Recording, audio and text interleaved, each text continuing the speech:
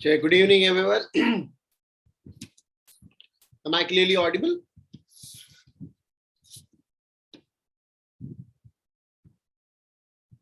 Yes. Very good. Do we have any doubt from the previous class?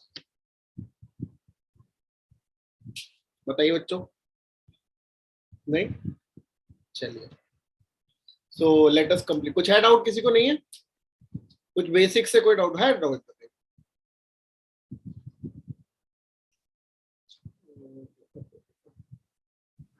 Sir एक statement में doubt है, मैंने आपको व्हाट्सएप किया. बताइए. अच्छा व्हाट्सएप किया.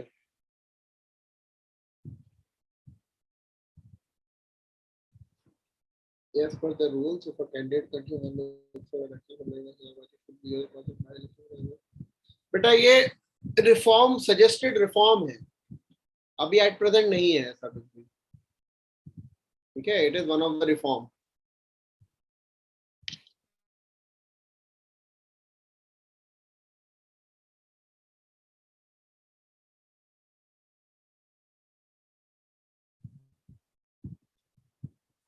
ठीक है. चलिए रोहित, ये रिफॉर्म है बेटा. ये अभी एक्चुअली एट प्रेजेंट है नहीं, सजेस्टेड रिफॉर्म है कि ऐसा रिफॉर्म हो सकता है. ठीक है. तो ये साल के क्वेश्चन भी था, 2021 में क्वेश्चन भी आया था ना इसी से, ऐसा सही क्वेश्चन आया था, तो वहीं से. चलिए, एनी अदर डाउट?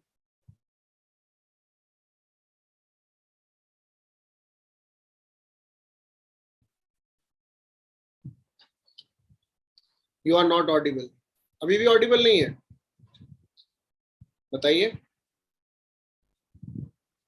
सुशील बेटा ऑडिबल है कि नहीं है?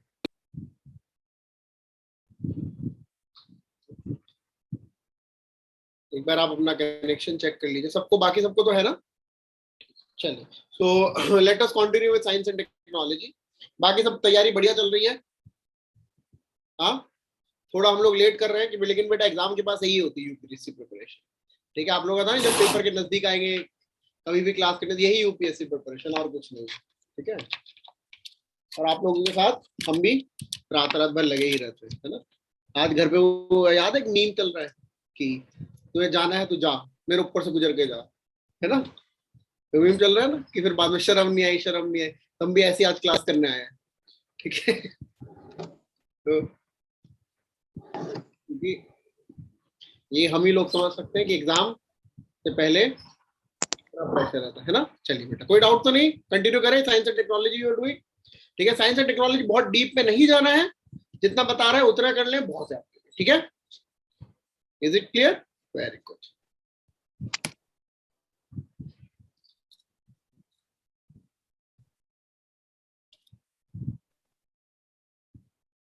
नोट्स आपको शेयर कर दिए. टोटल मैथ जो नोट जितना आपको दिए, that will be the total current affairs. Okay.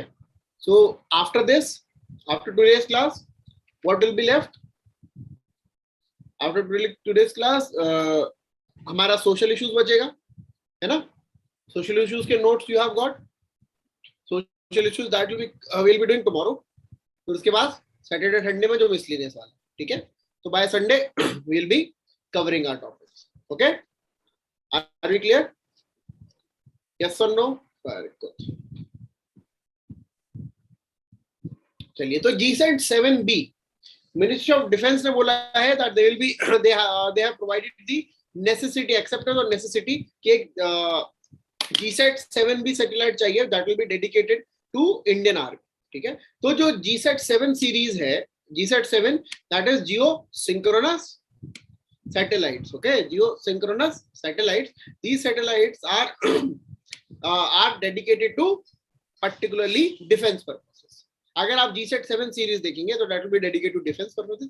इसमें GSET 7A is functional. Okay, GSET 7A is functional and this GSET 7B will be launched. Okay, अभी तक इंडियन आर्मी 7A पे काम करती है, तो हमें बस ये जानना है कि GSET 7 सीरीज है क्या, क्योंकि GSET 7B के बारे में अभी तक डिटेल्स लॉन्च जो है, the details have not been out. अभी बहुत लिमिटेड हम लोगों को पता है. तो GSET 7 पहला बेटा समझिएगा, it is the satellite for the communication needs of defence. It is for the communication need. GSET 7 is the first, India's first military satellite. Okay, it was the India's first military satellite. Third, It provides the military communication including the multi-band communications. Okay, जो हमारे ham satellites है, ham radio होते हैं, they function through the satellites, right? तो उसके लिए GSAT-7 is functional. अभी जो satellite है, it is a geosynchronous satellite. It was launched in 2013. ये 2650 kgs की है and it can have cover the range of 2000 nautical miles. Okay, it can cover the range of 2000 nautical miles. ये बात ध्यान रखिएगा, 2000 किलोमीटर नहीं है, nautical miles. Is it clear? एक nautical mile कितना होता है? 12 kilometers. Approximately 1.8 meters. वो sorry 1.8 kilometers. ठीक है, 1.8 किलोमीटर, 1852 मीटर्स होता है पर्टिकुलरली, तो इट इज सेम. तो इसके मतलब इसकी जो रेंज क्या हो गई, अप्रोक्सीमेटली 3600 किलोमीटर. क्लियर? ये क्वेश्चन फंस सकता है कि रेंज कितनी है. तो कैपेसिटी है 2650 केजी की सैटेलाइट है, रेंज है 3600 किलोमीटर. ठीक है, क्लियर? Very good.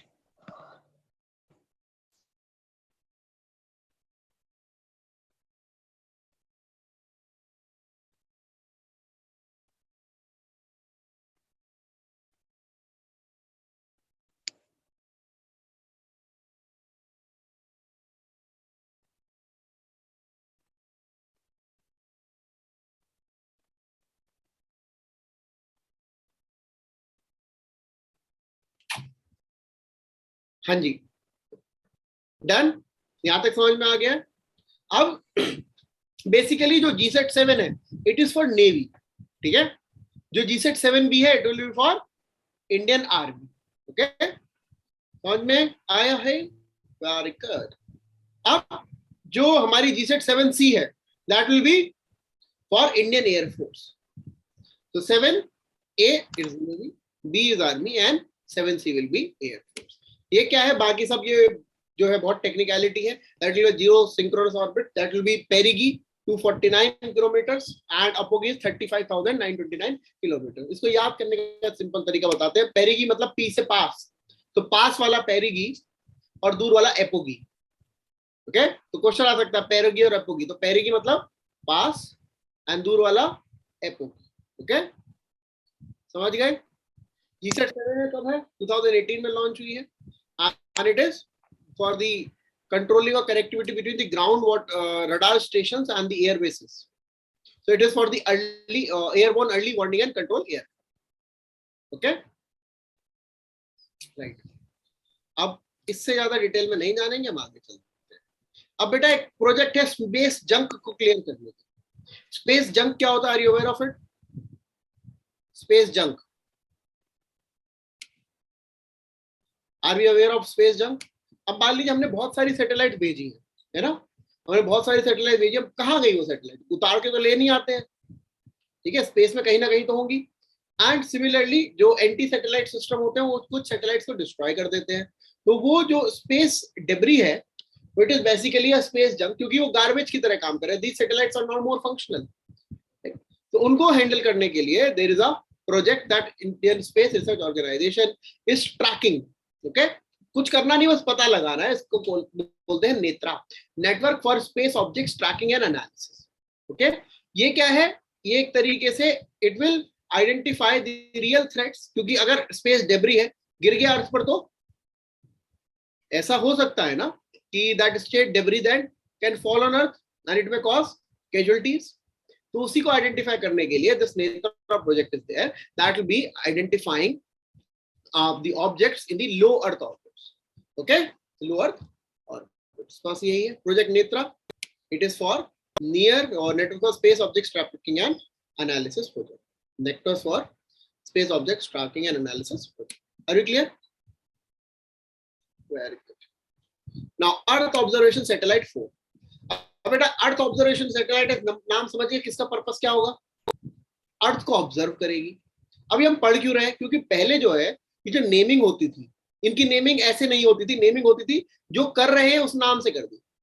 जैसे अगर कार्टोग्राफिक सैटेलाइट है तो उसको बोल देते कार्टोसाट. अगर ओशन रिमोट सेंसिंग है तो उसको बोल देते ओशन सैट. ठीक है, अगर हम करते थे इसकी स्कैटरिंग, अर्थ की स्कैटरिंग आइडेंटिफाई करते थे, उसको बोलते थे स्कैट सैट. लेकिन अब इसरो ने they have started naming them as earth observation satellite 1 2 3 4। तो लेटेस्ट वन 4th लॉन्च हुई है। इसके साथ साथ तो छोटी छोटी सैटेलाइट भी लॉन्च हुई है, that is inspire sat 1 and INS 2TD। Okay, अब ये लॉन्च कौन सी हुई है? PSLV रॉकेट है ना, ये याद करने की जरूरत नहीं है। लेट अस जस्ट नो क्या है। अर्थ ऑब्जर्वेशन सैटेलाइट 1700 kg की सैटेलाइट है। अगर ये सैटेलाइट का नाम चल रहा होता पुराने वाला, तो सैटेलाइट को रीसेट सीरीज सैटेलाइट बोलते हैं। ठीक है, it means resource imaging satellite, इसको रिसोर्स इमेजिंग सैटेलाइट यानी कि रीसेट बोलते। ओके, इससे जो पहली सैटेलाइट है वो लॉन्च हुई थी स्मॉल सैटेलाइट लॉन्च व्हीकल्स। वो क्या है that we will be discussing. लेकिन ये रिसोर्स सैटेलाइट रहती, रीसेट रहती, ये 1700 किलोमीटर की है। अगर रिसोर्स मैपिंग करें तो कहां पे ढूंढते हैं? एग्रीकल्चर में, फॉरेस्ट्री में, प्लांटेशन में, soil moisture, hydrology, floor mapping etcetera. ठीक है, नाउ ये जो सैटेलाइट है, ये सैटेलाइट के साथ साथ हमने 2 सैटेलाइट और लॉन्च करी, that is inspire set. Inspire set क्या है? इसरो का एक प्रोग्राम है, international space program in research and education.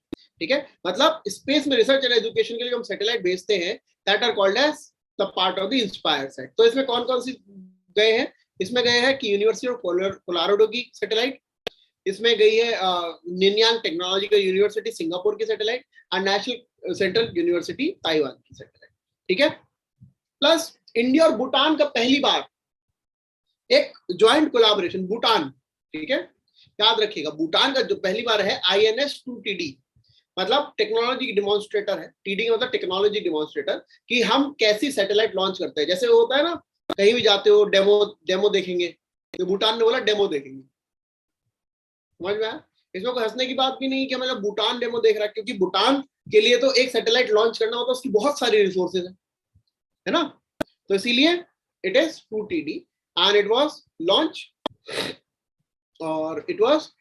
as a part of the agreement that we are having as Bhutan set और INS 2B। भूटान सेट या INS 2B जो है actual satellite होगी भूटान। ओके, समझ गए? Very good. बहुत ज्यादा तेज तो नहीं हो रहा है? हाँ, बता दी तेज हो रहा है ज्यादा? देखो बेटा, इमेज देख रहे हो? चलो धीरे धीरे चलेंगे। इमेज देख रहे हो? बहुत दूर जाना है ना, सन तक पहुंच गए। देखो सन तक पहुंच रहे तो अब पार्कर सोलर प्रोब है, ये एक सोलर है तो समझ गए सन का है ना। किसका है ये?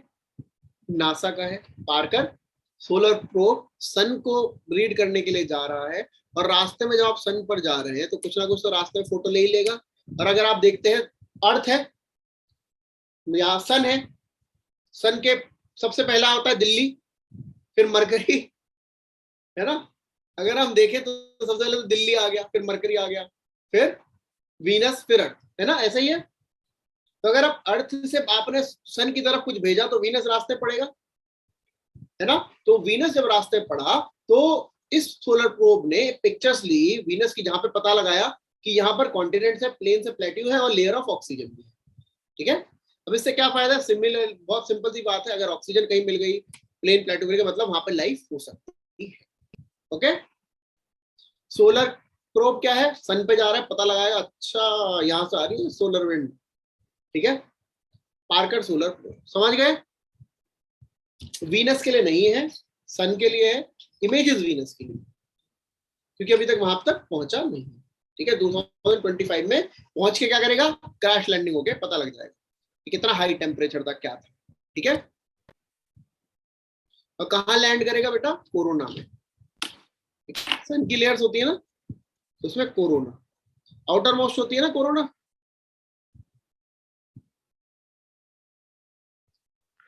सर हाँ बेटा, सर एक पार्कर नाम से पहले भी तो कुछ सेट मतलब स्पेस सेटल था जो मतलब वीनस के लिए, मतलब वीनस के ये बारे में वही उसने। है बेटा, वो गया वीनस, सीधा वीनस क्रॉस कर लिया उसने फोटो लेके। In 2018 it was launched. ये है वही, सेम ही है।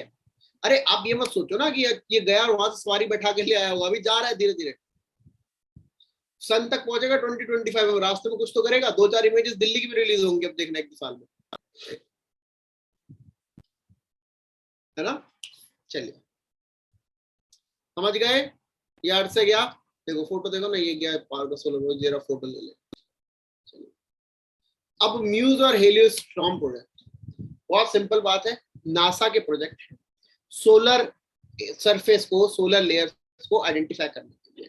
तो म्यूज मिशन है सन का कोरोना हीटिंग आइडेंटिफाई करने के लिए, हेलियोस्वार्म है ये सोलर विंड का जो टर्बुलेंस है उसको आइडेंटिफाई करने के लिए, सोलर विंड से क्या होता है, क्यों होता है, उनका स्प्रेड ये आइडेंटिफाई करने के लिए नासा की। इससे ज्यादा ना आपको याद रहेगा ना याद करने की जरूरत। म्यूज मिशन को सन्स कोरोना हीटिंग आइडेंटिफाई करने के लिए, हेलियोस्वार्म दिस सन के लिए, और it these are the missions of NASA. Okay ठीक है, इनका फोकस क्या है, सन को पढ़ना, सन अर्थ के कनेक्शन को पढ़ना है, constantly changing space energy. Okay are we clear, yes और no? Very good. NISAR, NISAR की फुल फॉर्म है NASA ISRO synthetic aperture radar. ठीक है, NASA ISRO synthetic aperture radar, ये भी वही जो आपने बहुत पहले कभी साइंस टेक पढ़ा होगा ना बेसिक्स में, उसमें निसार जो पढ़ा होगा वो same Nisar, NASA ISRO scientific aperture radar. अब बेटा व्हाट इज द पर्पस, इतनी स्पीड ठीक है ना? ठीक है, तो NASA ISRO scientific aperture radar, इसका पर्पस क्या होता है? साइंटिफिक अपर्चर रेडार का दूर से देखा तो अर्थ में कुछ दिख रहा है, और पास आके अगर उससे और क्लियरली देख पाए, मजा आएगा, है ना? तो बस यही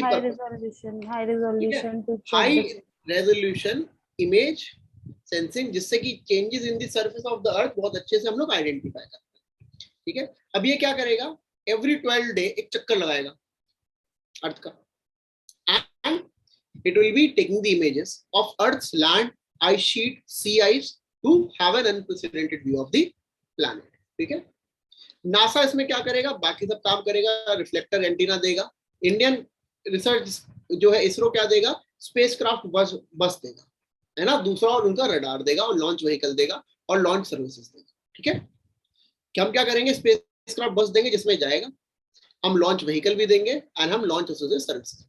ठीक है, जनरली यार पेपर में आएगा लॉन्च व्हीकल हम कहां से दे दें, तो हम ही देंगे। ठीक है, कहां से देंगे, और इसरो की टेंशन हमारी क्यों है ना, इसरो दे देगा, बहुत बड़ी ऑर्गेनाइजेशन। ये ऐसा दिखता है, पेपर में ना डायग्राम बनाने को आएगा, ना ही आपको दिखाएंगे कैसा दिखता है ना, क्योंकि समझिए जनरल स्टडीज में भी जनरल साइंस एंड टेक्नोलॉजी अगर इतना पूछ लेंगे, तो आपसे पूछ लेंगे तो आईआईएससी बैंगलोर वाले क्या पढ़ेंगे? ठीक है ना,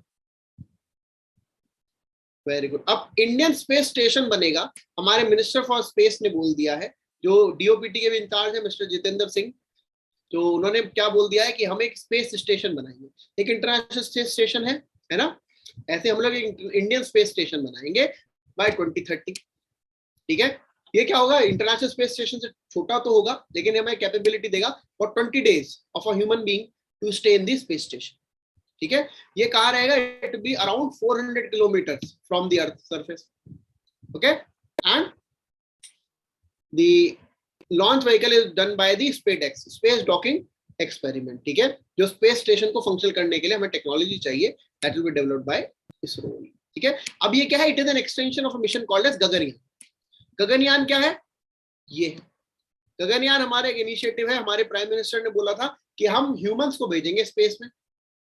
ठीक है, स्पेस में हम कहां भेजेंगे, 300 to 400 किलोमीटर। ठीक है, मून पे नहीं भेजेंगे। ठीक है, समझिएगा, हमारा एक्चुअली दिमाग में क्या आता है, स्पेस में भेजना मतलब मून पे lower earth, within lower earth, हाँ lower earth, within lower earth, हाँ लोअर अर्थ ऑर्बिट में रहेगा, 5 से 7 दिन के लिए रहेंगे। ठीक है, 3 फ्लाइट भेजेंगे, जिसमें 2 flights will be unmanned and 1 will be human space flight. Okay, इसके लिए इंडियन एयरफोर्स के पर्सनल की ट्रेनिंग भी स्टार्ट हो गई है ना, there is a 3 member crew. और ये ऑब्जेक्टिव क्या है, देखिए स्पेस में अगर हम जा सकते हैं तो हमारी टेक्नोलॉजी डेमोन्स्ट्रेट होती है, राइट, हमारी जो है एक्सपोर्ट बढ़ेंगे इन फ्यूचर, एंड हमारी इंडस्ट्रियल ग्रोथ भी होगी। ठीक है, तो it is a very good thing, win win situation for us. बच्चों दिख रहा है, गगनयान मिशन ऐसे हम जाएंगे, 16 मिनट लगेंगे लोअर अर्थ ऑर्बिट पहुंचने में, 5 to 7 डेज रहेंगे, फिर वापस आने में 36 मिनट लगेंगे। ठीक है, it will be launch from Sriharikota launching station, ठीक है, it will go towards the Arabian sea. Okay, तो ये कहा जाएगा ईस्ट टू वेस्ट, क्योंकि हमारी अर्थ घूमती है वेस्ट टू ईस्ट, ये जाएगा ईस्ट टू वेस्ट। ओके, अब डार्क मैटर शेप गैलेक्सी। तो डार्क मैटर क्या होता है कि वो मैटर जिसके बारे में हमें नहीं पता है। तो पूरे यूनिवर्स का 27% of the matter is like this, कि हमें नहीं पता उसके बारे में, एंड वो एनर्जी इसके बारे में हमें नहीं पता, डेट इज 68%। तो अभी साइंटिस्ट ने आइडेंटिफाई किया कि कुछ जो स्टार्ट है उनके सेंटर जो गैलेक्सी है वो बकलिंग शेप होती है। बकलिंग समझते हैं? आपने मान लीजिए हमने इसको पकड़ा, ये वायर पकड़ा, ये वायर ऐसे हो गया, ठीक है, तो बकलिंग हो गई। तो ये जो हो रही है बकलिंग अब कैसे हो रही है? अब हमने ऐसे किया, कैसे हो गई नीचे ऐसे? तो आप कहोगे कि ऐसे तो ग्रेविटी की वजह से हो सकती है, आप भी अपना दिमाग लगाओगे ना। तो यूनिवर्स में भी उन्होंने दिमाग लगाया, साइंटिस्ट ने बोला कि it is because of the dark matter. ठीक है, ऐसी चीज जो हमें नहीं पता है but it is creating buckling. Okay, and the word dark represent क्या है? डार्क रिप्रेजेंट कि भैया नहीं पता है। डार्क मैटर के बारे में 1920s तक नहीं पता था, डार्क एनर्जी के बारे में 1998 तक भी नहीं पता था। ठीक है, ओके, वेरी गुड।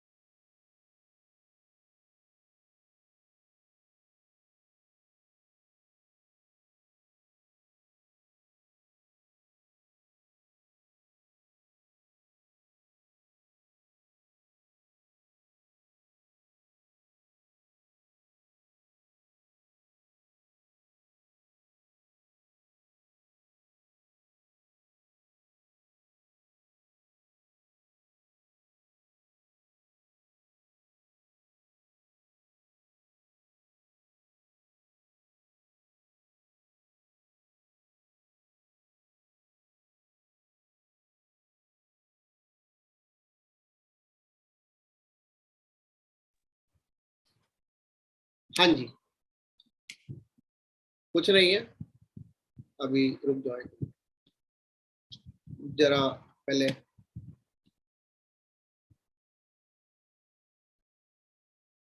चलिए, let us continue further. Dark matter, dark energy समझ गए, दैट टिल 1998। और हबल टेलीस्कोप आपने सुना होगा, बहुत फेमस है।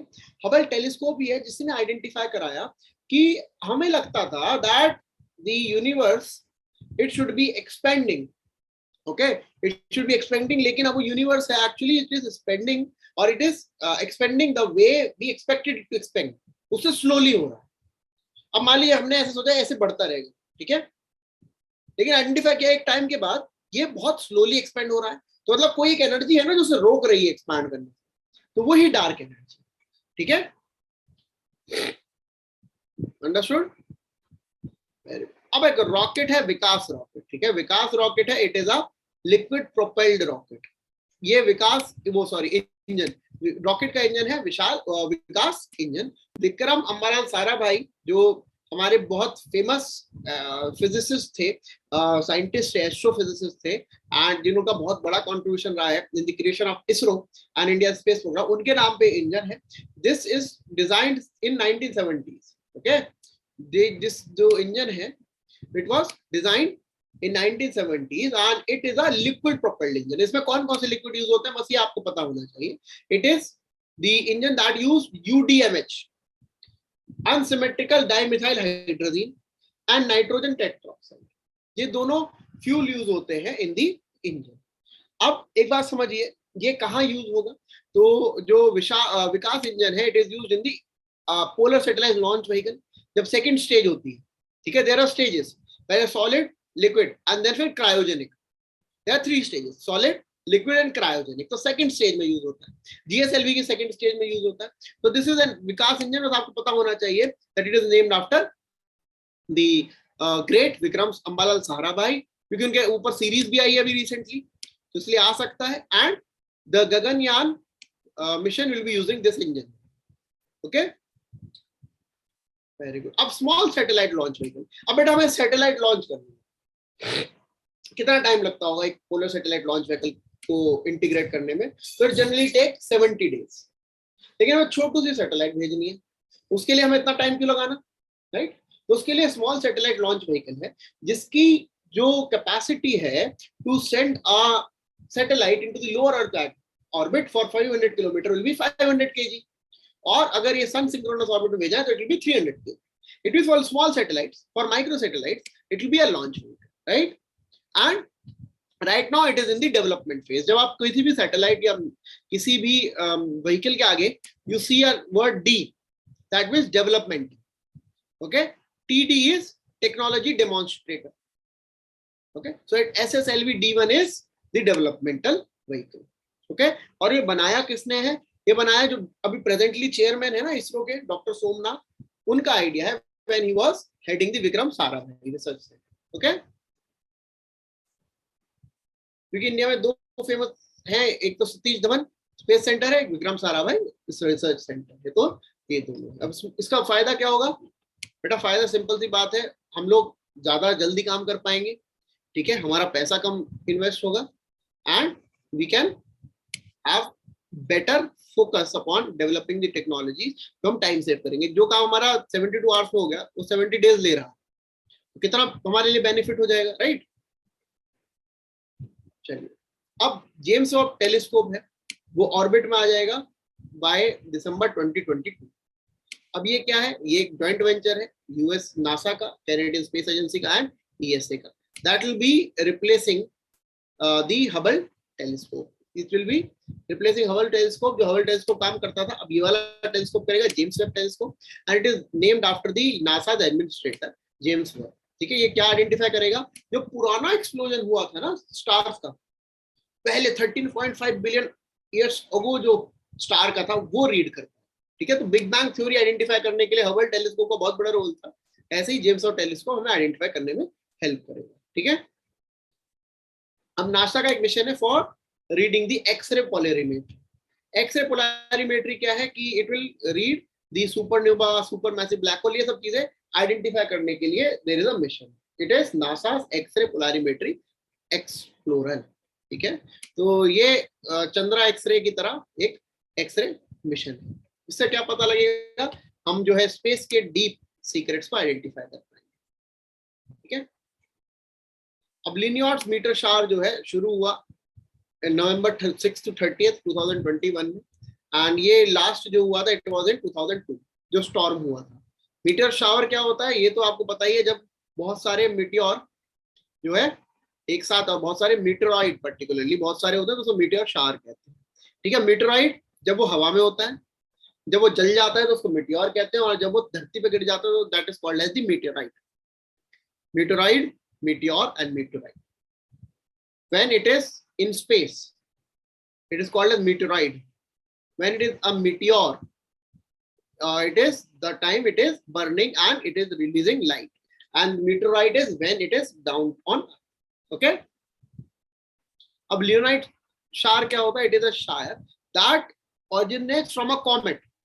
It is a meteorite that originates from a comet 55P Tempel-Tuttle, okay? It takes 33 years to orbit the sun. तो उसके जब पीसेस ब्रेक होते हैं तो उसको लिनाइट बोलते हैं। तो लिनाइट शावर मतलब बहुत सारे pieces break, and their speed is very fast, 71 kilometre per second, लेकिन ये रेट है बहुत कम है, that is 15 metre per hour, ठीक है? When there is a storming, बहुत सारे होते हैं, that is called as a Leonid storm, ठीक है? स्टॉर्म का मतलब 1000 मीटराइट्स पर आवर, या ओके? अब एक डार्ट मिशन है। देखिए, अगर मान लिया आपके ऊपर एस्ट्रॉइड का हमला हो रहा है तो क्या करोगे? आपके ऊपर एस्ट्रॉइड से हमला हो रहा है तो आप क्या करोगे? नासा पे जिम्मेदारी छोड़ी हुई है ना आपने। एस्ट्रॉइड का हमला मतलब ऐसा नहीं कि एस्ट्रॉइड को जाएगा, asteroids they are there but they may fall on earth, ये हमारा एक डर है। Asteroid they may fall on earth, ये हमारा डर है। तो अगर वो अर्थ पे गिर गए फिर क्या करेंगे? उसी को रोकने के लिए नासा का एक मिशन है, that is a defence test mission, double asteroid redirection test. जैसे हम क्रिकेट में बॉल मारते हैं ना उसको रीडायरेक्ट कर देते हैं, ऐसे ये एस्ट्रॉइड अगर अर्थ की तरफ आ रहा होगा तो उसको रीडायरेक्ट कर देते हैं। That is the dart mission, okay, purpose समझ गए डार्ट मिशन का क्या है? टू रीडायरेक्ट द एस्टेरॉइड, उसी को करने के लिए test, dart test. Now there is a Mato-Sinhoz manifesto. Question ये आ सकता है, what is the Mato-Sinhoz manifesto? Mato-Sinhoz manifesto is regarding the proper use of space by the European countries. They will be utilizing the space properly. अब किस किस purposes के लिए? For having a green future, यानी कि they will use the satellite of the space system to ensure that the global greenhouse emissions are zero by 2050. They will create a resilient system using the space sector.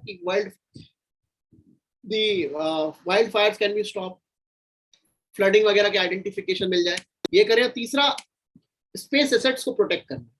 मान लीजिए कोई satellite को destroy करना चाहता है तो हमारे पास भी डिफेंस होना चाहिए, तो उसको भी करेंगे। तो ये सब यूरोप का जो बेटर यूज ऑफ स्पेस का प्रोग्राम है, that is called as Mato-Sinhoz manifesto.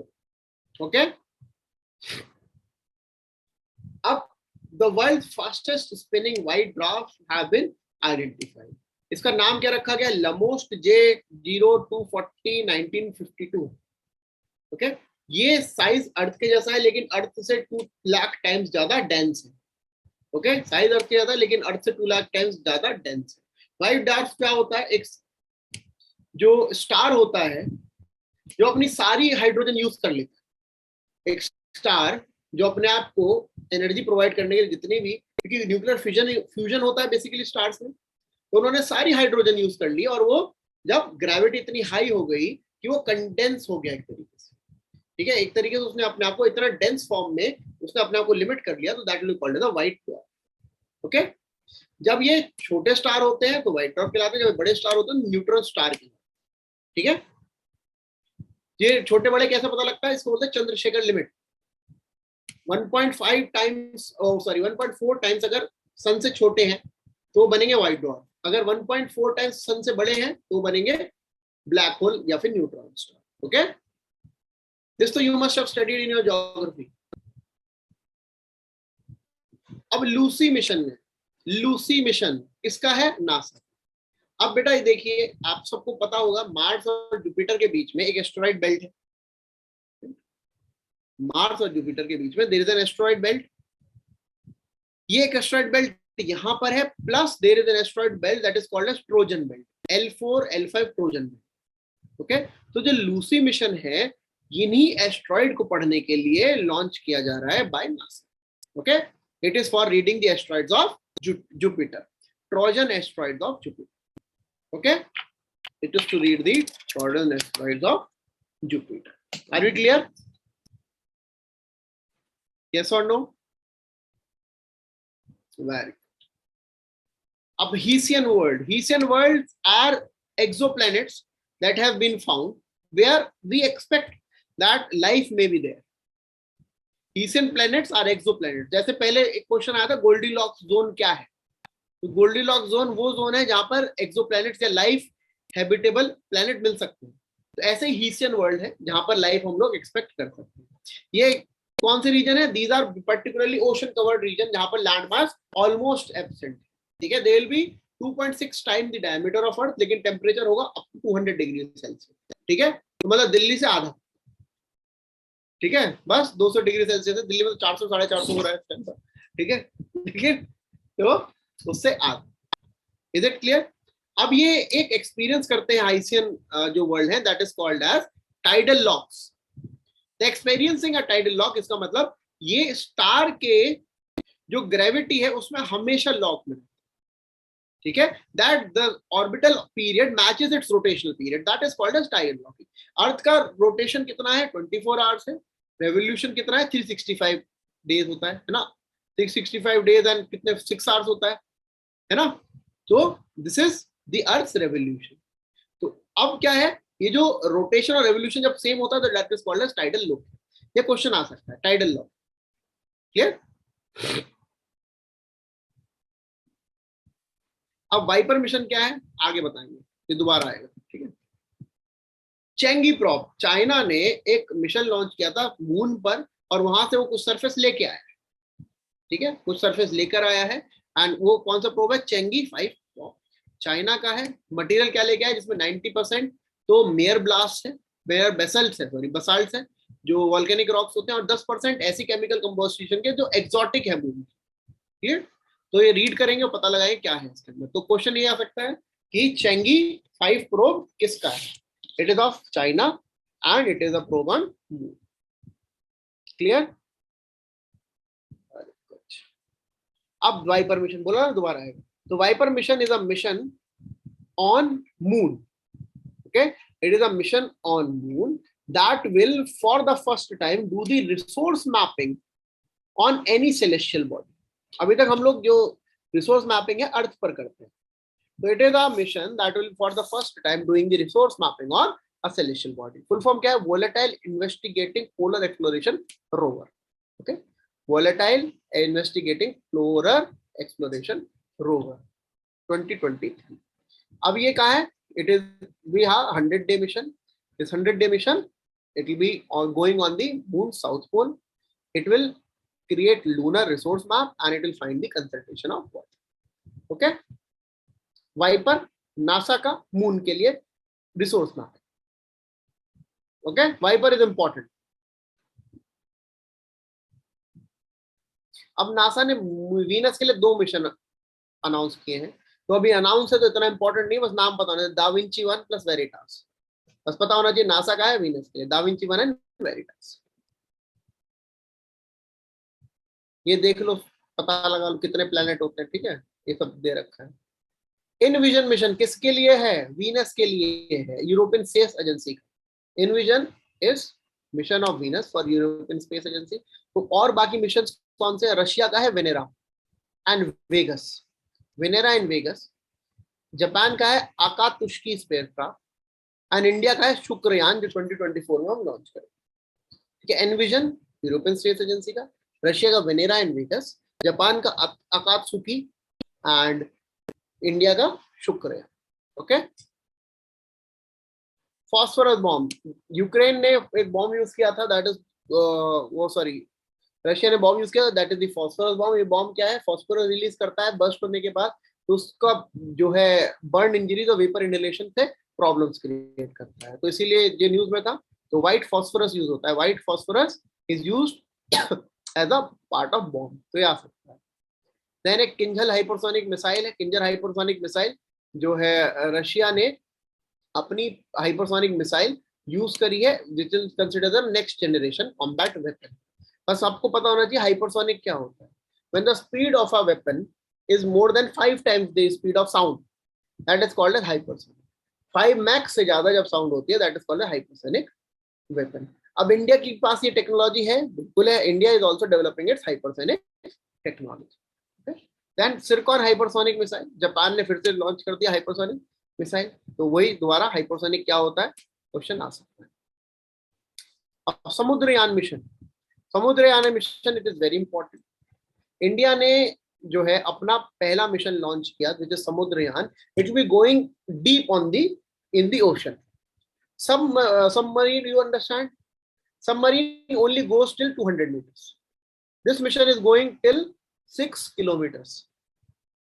Okay, 6 kilometers, यानी कि बहुत डीप है। सब किसके थ्रू जा रहे हैं? व्हीकल के थ्रू, that is called Matsya 6000। Okay, किसका मिशन है? It is a mission of Ministry of Earth Sciences. ये mission is it the part of the deep ocean mission. India will be the 6th country to have this technology. कौन कौन सी? US, Russia, France, Japan and China. Okay, US, Russia, France, Japan and China. अब इससे फायदा क्या होगा? मैं क्या क्या मिलेगा? तो बेटा in the ocean there are gas hydrates, polymetallic nodules, hydrothermal sulphide and cobalt crust. ठीक है, तो वो हम नोट करेंगे and they are having high energy, high valuables. ठीक है, तो it will be good for our economy. Okay, तो ये समुद्रयान। डीआरडीओ ने एक टेक्नोलॉजी यूज की, शेफ टेक्नोलॉजी। अब क्या करते हैं, मान लीजिए यहाँ पर रेडार है, ठीक है, आपको अपने जो रीजन है उसको सेव करना है। ठीक है, आपकी मान लीजिए शिप और रडार रीड कर रहे हैं जिसके थ्रू वहां पे अटैक हो सकता है। What you are doing, you are creating a chaff around it, जिससे वो रडार से बच जाए। ठीक है, तो दैट इज अ टेक्नोलॉजी। ये तो वॉर टाइम है, यूपीएससी मारने के चांसेस कम है। अब national strategy on additive manufacturing हम लोग ऑलरेडी पढ़ चुके हैं इकोनॉमिक्स में। 3D प्रिंटिंग वाला याद है, पढ़ाया था। ये लोग हम ऑलरेडी पढ़ चुके हैं। अब टोयोटा ने एक कार लॉन्च करी है that is called as the green hydrogen fuel cell electric vehicle. That means it is not electric car, it is a hydrogen fuel cell car. Hydrogen fuel cell car मतलब इसको charging की जरूरत नहीं पड़ती है, जो हाइड्रोजन फ्यूल सेल है वही उसको चार्ज करती है. एंड इसका जो एंड बाय प्रोडक्ट होता है it is heat plus water. So it is a new type of technology. बस ये ध्यान रखना, it is not charging. It is having a fuel cell that is producing hydrogen. अब hydrogen बहुत तरीके से बन सकती है, wind energy, solar energy, CNG, LNG, बहुत तरीके से. सबसे बढ़िया तरीका होता है बायोमास के through banana. So these will be the hydrogen fuel cell. They will be producing the water and heat. अब डेंजर क्या है? पहला कि हाइड्रोजन प्रोड्यूस करने के लिए एनर्जी या बायोमास को बर्न करने के लिए तो कुछ तो तरीका होगा, उसके लिए फॉसिल फ्यूल चाहिए. दूसरा, hydrogen is more explosive then petrol. And तीसरा, इट इज कॉस्टली. ओके, तो ये लिमिटेशन.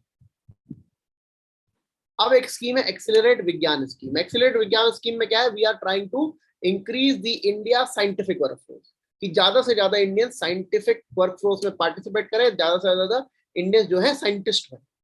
तो इसके 3 गोल है. कंसोलिडेशन या एग्रीगेशन करना है साइंटिफिक ट्रेनिंग प्रोग्राम का, initiating high and orientation workshop and creating opportunity for skill training and internship.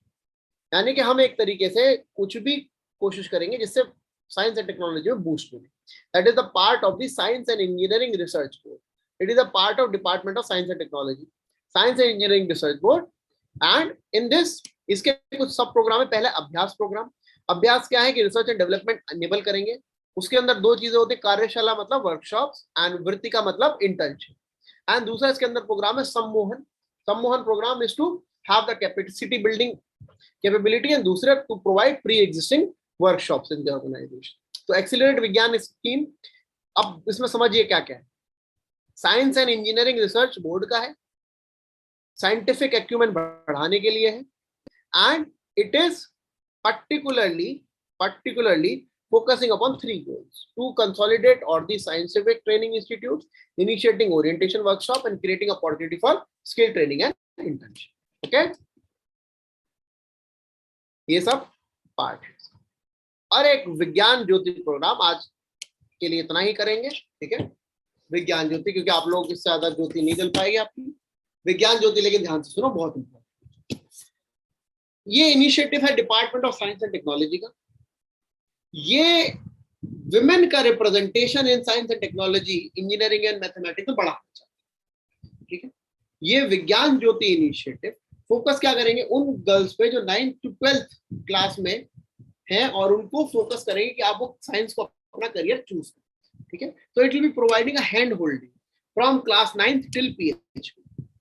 Okay, ये कहां से इंप्लीमेंट होगा? Through the Navodaya Vidyalaya. Clear? विज्ञान ज्योति, ये क्वेश्चन आ रहा है. विद्यांजलि आया था, ऐसे ही विज्ञान ज्योति आया. बेटा ये क्वेश्चन आ रहा है, देख लीजिएगा. ये ministry of science and technology का पार्ट है, department of science and technology for girls in STEM, science technology engineer mathematics, 9 to 12 till PhD. इससे उनका फोकस में और करियर में फोकस करना. ठीक है, बाकी 10 पेज बचे हैं साइंस एंड टेक्नोलॉजी के, कल पढ़, और कल सोशल इश्यूज पढ़ेंगे. ठीक है, साइंस टेक मुश्किल है, सोशल इश्यू में मजा है.